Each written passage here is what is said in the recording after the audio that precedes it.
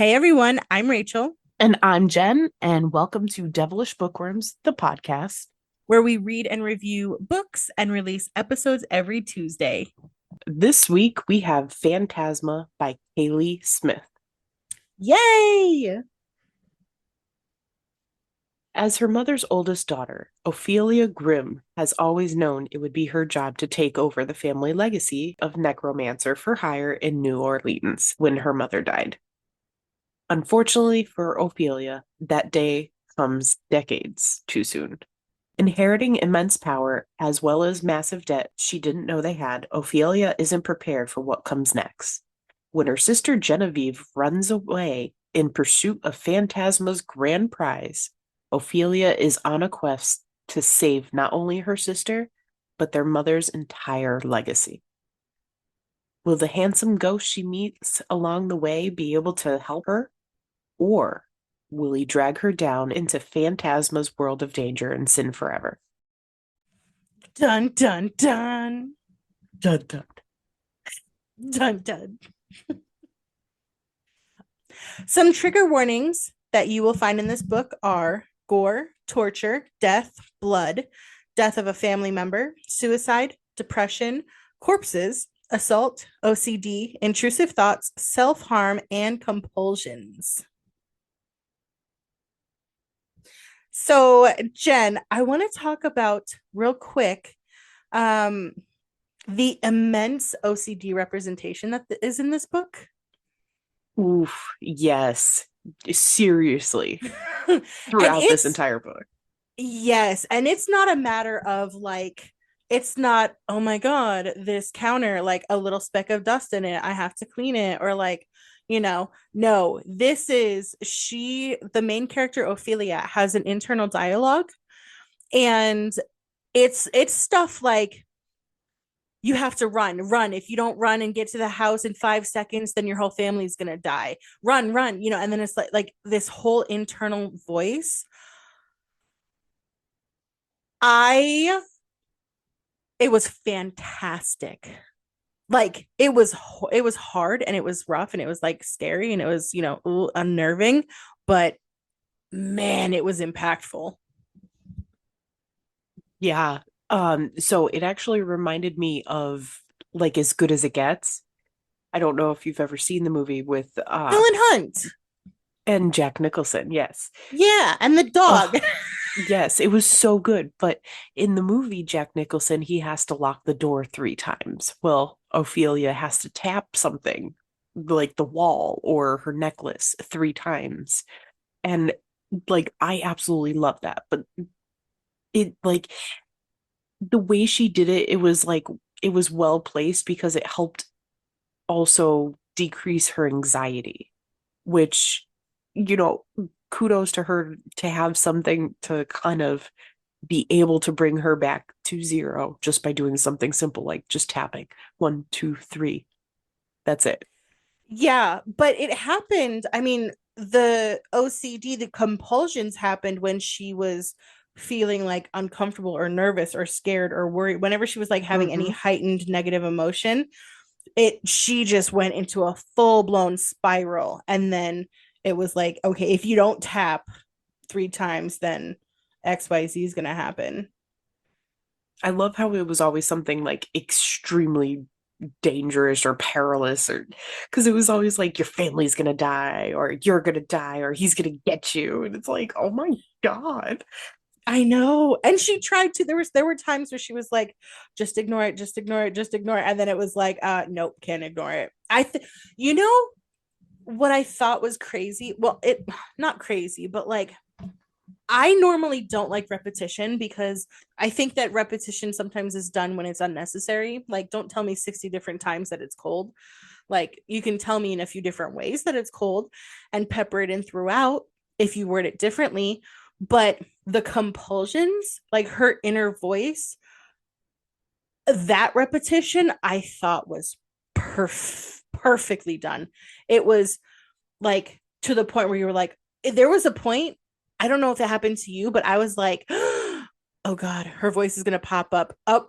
There's the voice, and it's like, hurry up, knock on something. It was almost like it was almost like we're not, but it was almost like we were feeling the compulsion too.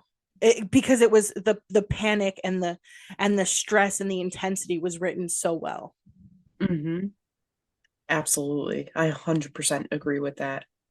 And so essentially with this book, Phantasma is this like Hunger Games style, like, well, not Hunger Games, but like it's a games. And then the grand prize is that you get like one wish, whatever you want you can have.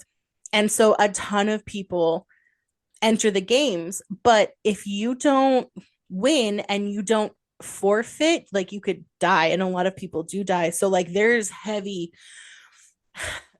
it's almost like you want everyone to survive. Well, not everyone, but like Cade could bite me. But Mm, facts. facts. But there's definitely death and like gore and a lot of blood everywhere. Oh yeah, like this is not your average like games. Like you said, Hunger Games explains it perfectly almost. But except you're in this interdimension with, well, it's basically purgatory is what they were calling it. It wasn't hell, but it wasn't like anything great, but they're in this house which gives them different levels and different rooms and different clues that they have to solve. And oh God, I loved every aspect of this. Obviously, like you start out kind of simple and get harder as you get through the levels. But at the same time, the first level was like immediately right off the bat, like hardcore. And she's like, what the fuck? What do you mean? This can't be it. Like this can't be what I'm doing. People are already dying. Yeah, it was pretty intense. And I will say that the trials were creative. They were really creative. Mm, I've never seen anything like them before. no. Like the true false, but like or like the poison one. Ma'am, Yeah, I oh thought my they were God. wicked creative. So the way that the trials worked, it was like based off of the seven deadly sins, except at the same time they were intensified. So there is explicit adult content in this book. Um and I would say, I know that you and I are not really in the habit of giving like stars or like jalapenos. And the reason why you and I have discussed it is because everyone's grading system is different. So like I could give something 5 stars based off of XYZ, and then you could give it 5 stars based off of the same criteria, and then someone else can give it like 3 stars, but based off of like different thing. You know what I mean? Like my 5 stars might be different from someone else's, 5 stars. Yep. Um, and so I don't really like the idea of giving ratings based on like stars and stuff, but I feel as though for the sake of the podcast, if there's explicit content, I do think that we should give some kind of rating for the spiciness. And I would say, because of the amount of spiciness and the description, I would say that this is a 5 jalapenos. Would I you would agree with that assessment? I would definitely say 4.5, 5 jalapenos. Yes. Okay, so I like the fact that you said 4.5 first. Can you explain why you say 4.5? So I don't think it is as not as bad, but as like spicy as it could get.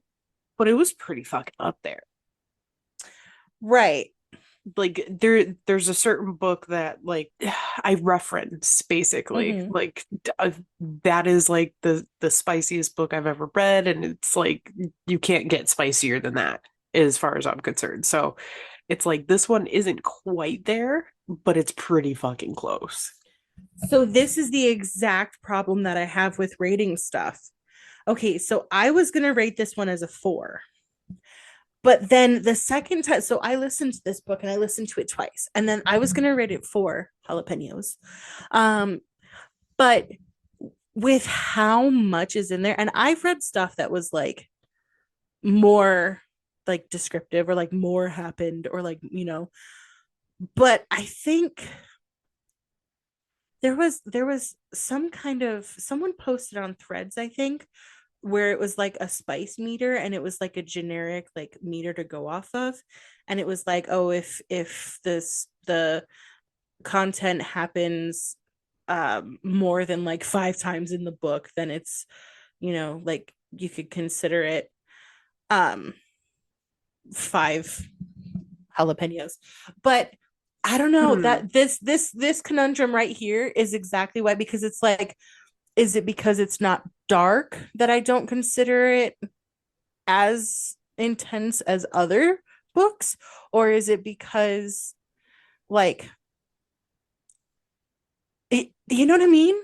Yeah, because for me, like you can have like don't get me wrong, like it could be just like basic missionary, like 1,000 times in a book, and to me that's not going to be a 5 jalapeno. Okay, that's that's going to be like okay, like that's great. That's don't get me wrong, I'm not mad at it, Mm-hmm. but it's like for me, it's like maybe not dark is the right way, but like is it like really explicit? Is it See, because with the way that I'm thinking of it is that scenario exactly that you just said.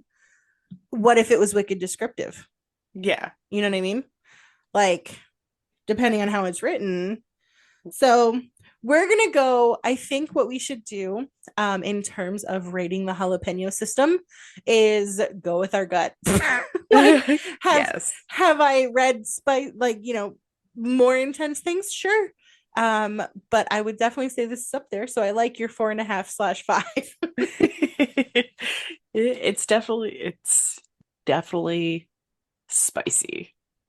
There's definitely some things going on Yes, and they were with a fantastic. ghost. With a ghost. Oh Lord. Didn't we Name discuss this last week? a something like that. I don't think it was last week. I think it was the week before. What was last week's book? Last week was Under the Surface, wasn't it? No, Here Lies the Vengeful Bitch. Oh, oh yeah, that's right. Mm-hmm. So Telling no, you. There's something about ghosts, man. no, okay. So but she didn't have sex while she was in Ghost. That What was was the the week book that we were before talking about? Chateau of De That De Mornay. Mornay. That's right. That's what it was. Yep, got it on with a ghost in like under 40 pages. What is spooky season doing to us? I don't know, but it's interesting for sure. It's interesting. So this ghost that she meets up with. So we have the contestants, right? And it's called Phantasma. And so it's terrifying. The price for entry is your greatest fear. And so they use that against you. So, like, there's ghosts and hauntings, and they're trying to terrify you. And then also you have um these trials on top of it. So it's perfect opportunities for devils to make bargains. And so you can have help throughout it. And her help comes from a ghost called Blackwell. And he is tall, with silvery hair, All dark and like the handsome. like the witch. No, No, I know he's not, but his soul is dark, and I love that. perfect. It's in there somewhere. Oh, Um, yeah, so we're going on this journey, and he actually needs her help with something as well, because he has a problem, and she's a necromancer, and she's the one to help. So it's kind of like a, like a force. Would you say it's like a forced proximity? Yeah, But probably, huh? I wouldn't necessarily say forced proximity because she had a choice. Well, yeah, but She, they're both in the same house. yeah, but she chose to help him. I would think like forced proximity, he would be like forcing her to help, or like somebody Maybe. else forced them to help. I don't know. Yeah, it was pretty lovely. I was a fan of Blackwell.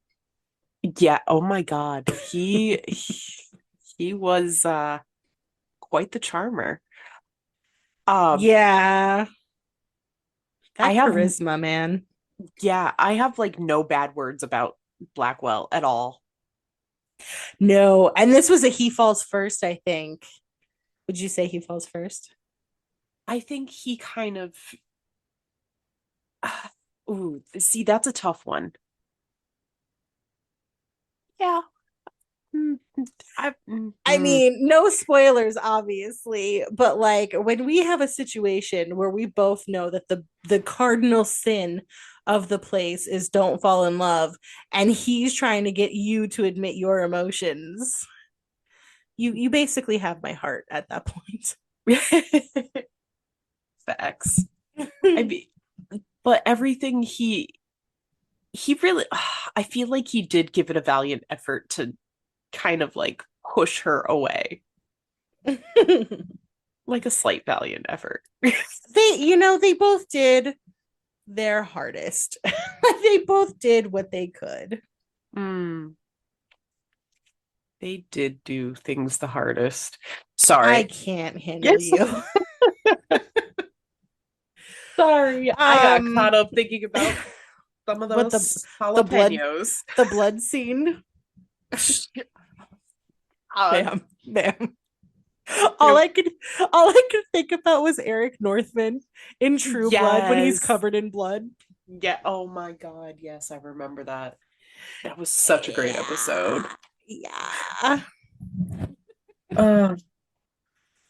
Uh, Anyway, um yeah. How about this cover, huh? okay, literally, this thing is beautiful. It's so pretty. I honestly that I think that's what kind of like drew me in first thing, was this cover because I kept seeing it and I'm like, oh, that's really cool. And then I was like, nah. Then I kept seeing it again and I'm like, I gotta see what this book is about. Okay, Skulls and Roses, that just kind of pulls With me the in. flame effect at the bottom. I know, but Man. I love how she incorporated the necklace that her mother Mhm. wore, that she holds basically her power. But I love how that was incorporated in the cover as well. Yeah. Yeah, it's one of those like you think like a lot of books I feel like now like they're just cute, like they're just aesthetically pleasing, which I'm here for. I totally love nice book covers, but this one had a lot of elements that might seem like they're not connected, but they totally are. And I love that. Yeah. Mhm. Especially how even how it's incorporated in the entire story. Like this one little piece means so freaking much. And Mhm. it's just there. Yeah. So of course we know our love for Blackwell, but did you have a favorite character? Um Honestly, I think Genevieve was probably my favorite. And here's why. It might seem weird because she was in the book very like briefly. Like although this was her sister, like she's in the beginning and she's in the end. That's all we see her. He said, she said it would figure that you would come and follow me here and then have more fun than me. Oh God. She like literally she was such a spitfire. Like she is everything that I would expect an annoying little sister to be. You know what I mean? Like she's the life of the party. She's the quote unquote, you know, one to break out of the family ways. Okay, so she isn't like Ophelia, where she's been trained to do her mother's job her whole life. No, Genevieve has had a life her whole life. She's been making friends. She's been to school. She's been out and about, and like, so she's kind of that child, that second child that always gets her way. In my case, it wasn't like that, but Mhm. in most families, that's how it goes. The first one that parents are like kind of strict with. Second one, they're like, go ahead, honey, do whatever you want. It's like, that's the kind of exact vibe I got from her, except she's fun and energetic, but she's also super loving. And the way that they proved her love for her sister just made her my favorite. But Yeah, what, I can definitely see that. but what about you? Who was your favorite? Um, I like Blackwell and I like Poe, the cat. Yeah, Poe was cute. Poe is cute. Yeah, and of course, Um, Poe had some good little sass to her. yeah, as a good familiar should. Absolutely. Now that we've talked about favorite characters, did you happen to have a favorite quote? No, I did not. Um, I really Really? dug the I know. Yeah, there was nothing that like stood out to me. It's harder when I listen. Like I pay attention and I actually listened to this book twice, but it's hard. It's there's so much that I don't catch. So I'm sure that there were some great sentences because it was written beautifully. I loved everything about that. But there were no specific sentences where I heard it and I was like, oh God, I need to write that down, you know. Okay, I gotcha. Actually, no, that's a lie. That is a bold-faced lie. There was one that I wrote down, and it was when he it was when Blackwell says, I apologize if I gave the impression that I do what I'm Okay. told. What kind of laugh was that? It was fantastic. Your laugh was fantastic. What about you? What was your favorite quote? So I actually did have a couple. Um, so one of them was the dark is for people who are too cowardly to face their actions in the light.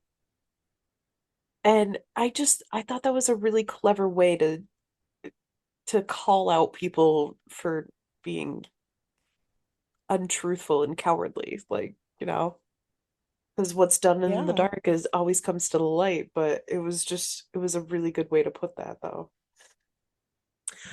Real quick, that actually reminds me of the dedication. So the dedication of this book is to those Mm. who have had to claw their way out of the dark and still choose to be a light in this world. I'm proud of you. Oh, yeah. That was a fantastic dedication. Incredible. Oh yeah. Because there's so many people out like there's so many people who go through hell and then they like try everything they can to be light and like help others and do what they're supposed to and some people never hear the words I'm proud of you. And so for someone to for her to take that moment to acknowledge not only that struggle, um, but to also, say I'm proud of you. Fantastic. Absolutely. What was your other one? So, oof, this one hit my heart. Uh, in a different life, in a fair one, I would have kept you until my eternal soul withered away to dust. Ugh, Mm, that was so fucking sweet. But I mean, that was just who he was as a he was just so fucking sweet. yeah. Um, but my last one, and this was another example of my love for Blackwell. He says, and I meant what I said that night, that you should hope we never met again. And I fucking hate that this is what it's coming down to. But every single second I spend with you has reminded me what it's like to be alive. And I would trade every other soul in the world if it meant I would get to keep you forever. Oh, It, how he was just lovely. he he was, and I pictured him with a fucking goddamn British accent. Uh, oh, Oh, right? mm, You're welcome. Mm-hmm. thanks. Yep. um, Actually, if you go to the author's website, which I'll plug later again, but it's KaylieSmithBooks.com. She actually commissioned art. You can see what she had in mind for him. Oh, I can't. I gotta look. I gotta go. I gotta I, go. I need I'm this. busy. I need this. I'm sorry, You know what's guys. funny is her Ophelia is really, really pretty, but also kind of like in her facial features, kind of reminds me of Billie Eilish, Okay. who I think is stunning. Billie Eilish is gorgeous, but KaylieSmithBooks.com, right? That is yep. right. Oh, Yeah, I'm she so has excited. commissioned art of all of her characters. And I'm gonna be honest, Genevieve is not what I was picturing, but I'm not mad at it. I know I said that like so okay, so when I'm listening to a book for the podcast, I listen to it differently than if I listen to just like one of the books I want to listen to. And well, and I want to listen to them all, right? But if it's like for podcast, I listen differently than if it's for pleasure. And I listened to this book more like it was for pleasure than um if it was for podcast.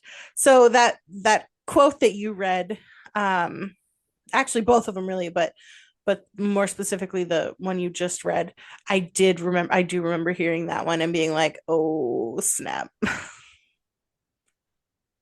Okay, listen.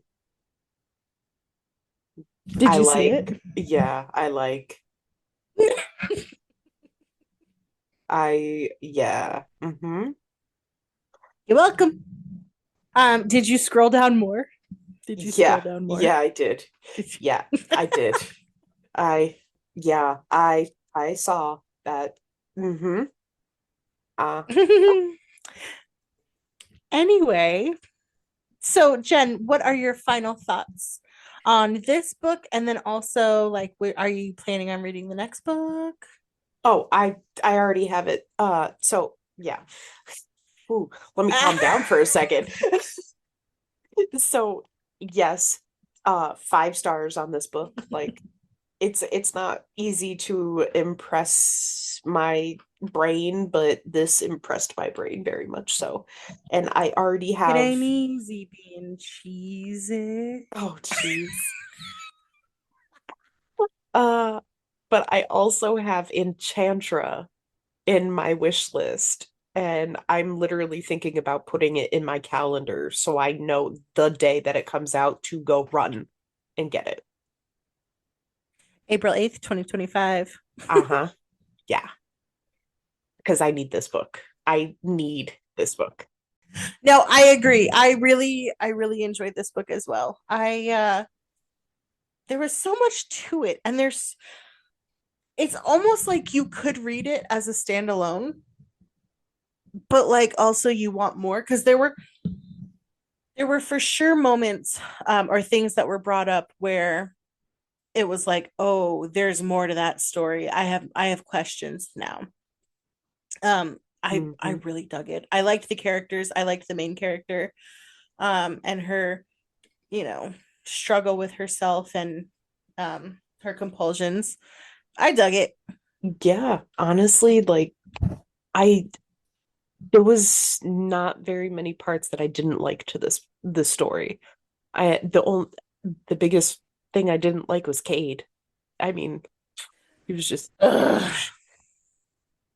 But I mean, other than that, the whole premise of the story was great. The writing was great. The characters were lovable. I mean, I there are no complaints. None. No complaints. So I would like you to tell us more about this author because I need to go dive on her page a little bit more. That was very graceful. So Phantasma was written by Kaylie Smith, and she actually grew up in Louisiana. Her website is kayliesmithbooks.com, KAYLIESMITHBOOKS.com. You can also follow her on Instagram and Threads, KAYLSMOON. So she does have a link tree. And on her link tree, she has the pre-order form for Enchantra. Um, she has all of her books. She has other books like A Ruinous Fate and A Reckless Oath. So you can also follow her on TikTok at same handle, KAYLSMOON. And it's pretty fantastic. Anywho, Jen, what are we reading next week? Ooh, next week we are reading Kid by Jessie Hall. Yay! Yes. I'm actually really excited about this one because it dives a little deep into trauma, so I'm excited. Yeah, I actually found this book on TikTok a while ago and I wanted to read it and I kind of just always had it in the back of my mind and I never picked it up because I kind of wanted to do it for the podcast. And then for some reason it just never came up. Thank you so much for listening to another episode of Devilish Bookworms. If you want to chat with us, be sure to check us out on Threads, Instagram, Facebook, and TikTok at Devilish Bookworms. You can also find our podcast on YouTube and wherever you listen to podcasts. We'll see you next week. Bye. Bye.